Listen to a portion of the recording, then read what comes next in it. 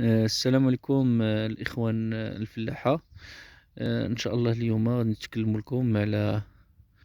المسألة ديال يعني كاين واحد المجموعة ديال الفلاحة اللي كيوضعوا هاد اللواط هذا في الجذع ديال الشجرة، آه، في الحشرة ديال لوتيغانك، يعني بحال واحد المصيادة الحشرة هذه اللي كتكون كتطلع بالليل. وهنايا غير اللي بغيت ننبه الإخوان الفلاحة أنهم ما يخليوش يعني هاد اللواط هذا، يعني يحاولوا ما أمكن أنهم يحاولوا يعني كيدوز عليه واحد المدة ديال عام ولا يحيدوه، لأن الإشكال اللي كيوقع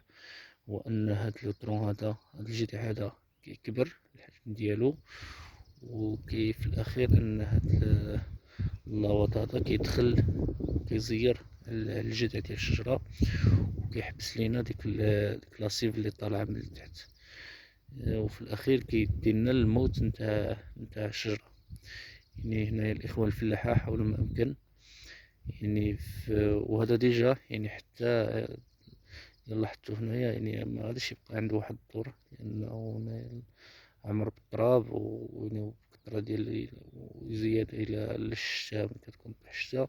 يعني حتى الفعالية ديالو مغاديش تبقى الفعالية ديالو. إذا خاص يكون واحد اخر جديد، باش اننا نتفاداو انه تكون عنده واحد المضاعفات على الشجرة ديالنا.